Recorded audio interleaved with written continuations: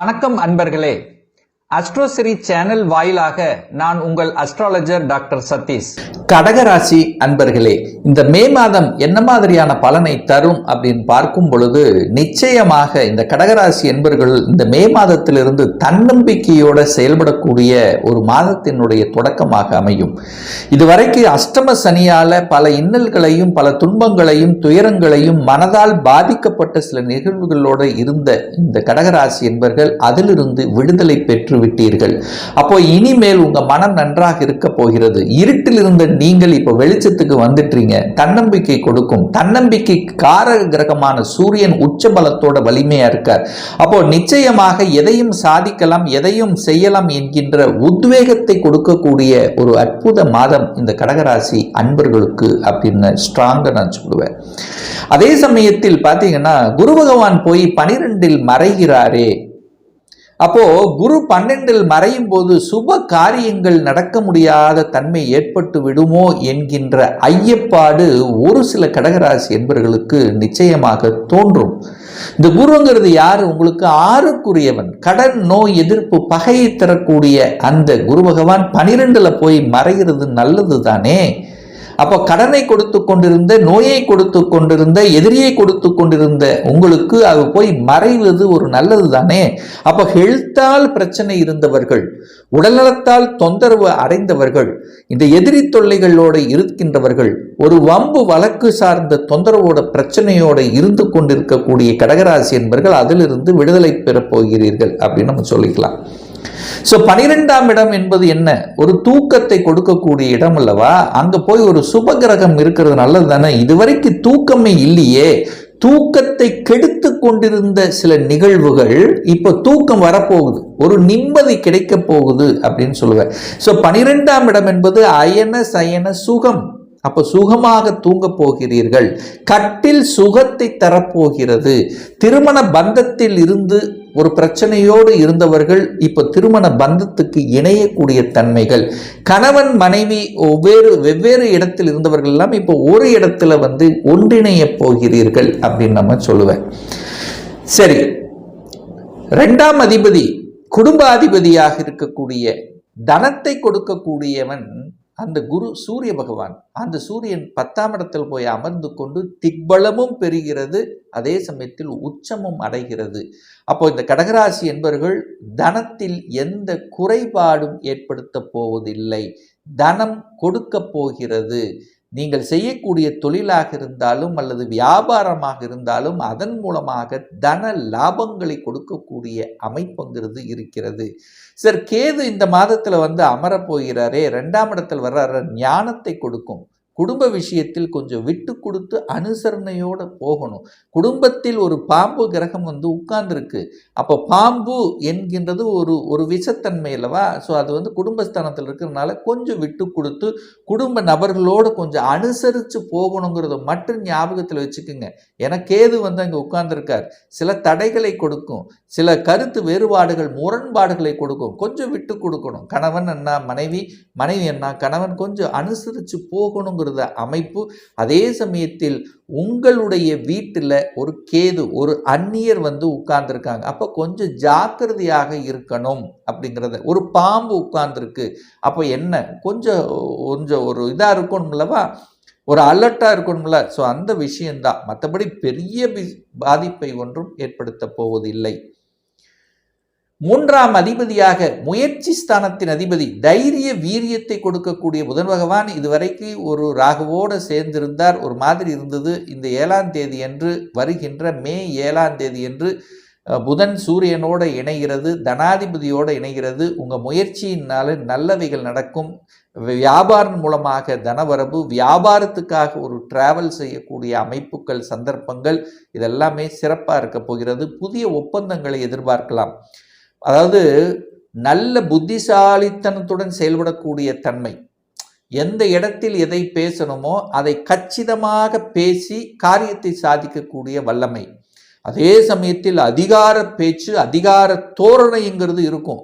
அப்போ உங்களுடைய கௌரவத்தை இனிமேல் விட்டு கொடுக்க மாட்டீர்கள் அப்படிங்கிறது தான் அமைப்பு. சுகஸ்தானம் எப்படி இருக்கும் இந்த மாதம் அப்படின்னு கேட்டிங்கன்னா, நிச்சயமா 4ஆம் இடம் என்பது சுகஸ்தானம், சுகத்தை கொடுக்கக்கூடிய அந்த 4ஆம் அதிபதி உச்ச பலத்தோட பாக்கியஸ்தானத்தில் இருக்கிறது நல்லது. அப்போ 4ஆம் அதிபதி வலிமை பெறுகிறது அப்படின்னு நம்ம எடுத்துக்கலாம். ஸோ 4ஆம் இடத்தை குரு பார்க்குறார், அப்போ நல்லது தானே. அப்போ 4ஆம் இடம் குரு பார்க்கும்போது தாயின் மூலமாக நல்லவைகள், தாய் சார்ந்த விஷயத்தில் நல்லவைகள், நீங்கள் இருக்கக்கூடிய வீட்டில் கொஞ்சம் புனிதத்தன்மை எடுக்கிறது. அப்போ இதுவரைக்கும் ஒரு வீட்லேயே ஒரு வனவாசம் மாதிரி ஒரு வீடு எனக்கு பிடிக்கல, வீட்டில் ஒரு மாதிரியாக இருக்குது, ஒரு ஒரு குழப்பமாகவே இருக்குது, வீட்டை விட்டு வெளியில் போயிடலாம், இந்த மாதிரியான எண்ணத்தில் இருக்கிறவங்களுக்கெல்லாம் இனி வீடு நன்றாகவே இருக்க போகுதுன்னு அர்த்தம். அப்போ வீட்டில் இருக்க முடியாதவர்கள் இப்போ வீட்டில் இருக்க போகிறீங்க அப்படின்னு அர்த்தம். நல்ல தொழில் செட் ஆகாதவங்க இப்போ தொழிலில் செட் ஆக போகிறீங்கன்னு அர்த்தம். கடகராசி என்பவர்கள் விவசாயத்தில் பெரிய அளவுக்கு கை கொடுக்கல போன வருஷம்னா இந்த வருஷம் நல்ல கை கொடுக்க போகுதுன்னு அர்த்தம். அப்போ 4ஆம் இடம் வலிமை பெறுகிறது. வீடு, வண்டி, வாகனங்கள் வாங்குவதற்கும் இந்த மாதம் ஏதுவாக இருக்கிறது. 4ஆம் அதிபதி உச்ச பலம் வலிமையோடு இருக்கிறது. அப்போ வீடு, வண்டி, வாகனம் வாங்கலாமா? வாங்கிக்கலாம். கடனை, பேங்குக்கு காரக கிரகம் குரு 4ஆம் இடத்தை பார்க்குது. கடனை வாங்கி, ஏன்னா 6ஆம் அதிபதியும் குரு தானே, அப்போ கடனை வாங்கி ஒரு வீடு வாங்கக்கூடிய அமைப்புங்கிறது இருக்கிறது. அப்போ வாங்கிக்கலாம். சரி, 5ஆம் அதிபதி அதாவது பூர்வ புண்ணிய ஸ்தானத்துக்கு சொந்தக்காரர் தான் அந்த செவ்வாய். இதுவரைக்கும் செவ்வாயை அந்த 5ஆம் இடத்தை சனி பார்த்து கெடுத்து கொண்டிருந்தார். பூர்வீகம் விஷயங்கள், பூர்வீகம் சார்ந்த விஷயங்களில் ஒரு பெரிய ஒரு தன்மைங்கிறது இல்லை.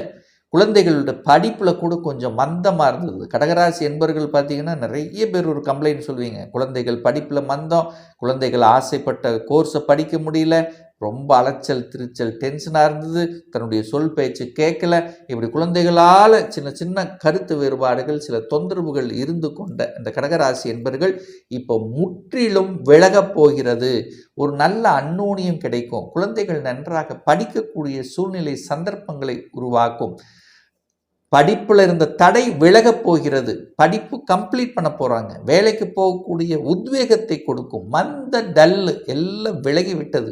இப்போ சுறுசுறுப்போடு செயல்படக்கூடிய ஒரு மாதத்தின் தொடக்கம் தான் இந்த மே மாதம் கடகராசி அன்பர்களுக்கு. கடன் கிடைக்குமா? நிச்சயமாக கிடைக்கும். 6ஆம் இடத்தை குரு பார்க்குறார் அல்லவா, அப்போ கடன் கிடைக்கும். ஒரு வீடு, வண்டி, வாகனம் வாங்குவதற்கு கடன் கிடைக்குமா? கடன் கிடைக்கும். வேலை கிடைக்குமா? வேலை கிடைக்கும். 6ஆம் இடம் என்பது வேலை. 6ஆம் இடத்தை பார்த்து புனிதப்படுத்துகிறார். நல்ல வேலையில் செட்டில் ஆக போறீங்கன்னு அர்த்தம். இதுவரைக்கும் ஏதோ ஒரு வேலையில் இருந்தேன், ஏதோ ஒரு மாதிரி இருந்தது, பிடிக்காத வேலையில் இருந்தேன், படித்த படிப்புக்குண்டான வேலை வேற, நான் படித்தது வேலை வேற. ஸோ இந்த மாதிரி இருந்தவர்கள் இப்போ நல்ல வேலை அமைய போகிறது, பிடித்த வேலை அமைய போகிறது. உங்கள் வயதுக்கு ஏற்ற, உங்கள் படிப்புக்கு ஏற்ற, உங்கள் ஸ்டேட்டஸுக்கு தகுந்த மாதிரி வேலை கிடைக்கக்கூடிய அமைப்புகள், சந்தர்ப்பங்களை கொடுக்கக்கூடிய ஒரு மாதமாக இந்த மே மாதம் அமையப்பெறும். இதில் மாற்று கருத்து என்பது இல்லை. கடன் உண்டு. வீடு, வண்டி, வாகனங்கள் வாங்குவதற்கு கடன் உண்டு. சுப செலவுகளை செய்வதற்கு கடன் உண்டு. ஸோ அதுக்கெல்லாம் நீங்கள் பயன்படுத்திக்கலாம்.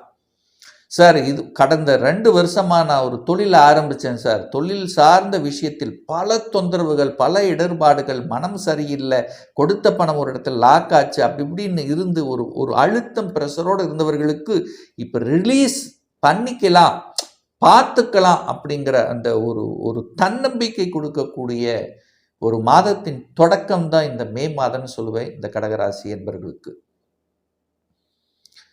நிறைய பேர் பார்த்தீங்கன்னா திருமணம் செய்திருப்பீங்க, அல்லது திருமணத்தில் தடை கொடுத்துருக்கோம். திருமணம் நடந்தாலும் கணவன் மனைவிக்குள்ளேயே சின்ன சின்ன சங்கடங்கள், அல்லது கணவன் ஒரு இடத்துல மனைவி ஒரு இடத்துல சின்ன சின்ன ஒரு ஈகோ கிளாஸ் அப்படின்னு கூட சொல்லுவேன். பெரிய பிரச்சனை ஒன்றுமே இருக்காது, ஆனால் மனதளவில் சின்ன ஒரு உறுத்தல் இருந்த அத்தனையும் விலகப் போகிறது. இப்போ விட்டு கொடுக்கக்கூடிய மனப்பான்மை உங்களுக்கு வரும்.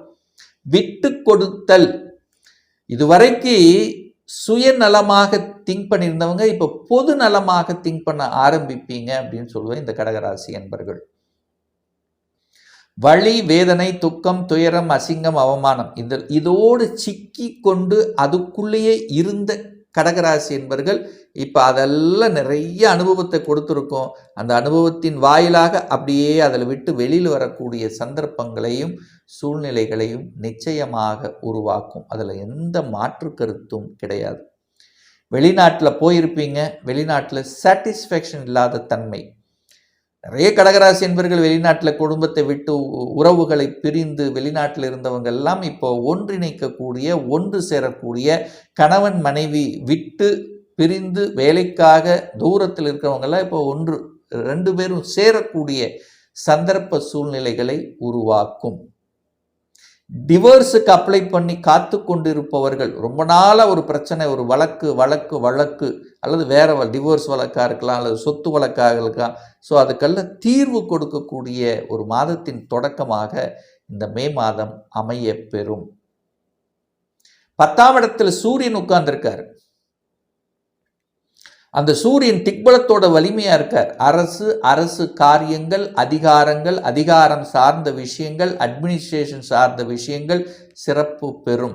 அரசு காரியங்களை இந்த மாதம் எடுத்து செயல்படுத்தினீர்கள் என்றால் வெற்றி பெறக்கூடிய ஒரு மாதமாக அமையும்.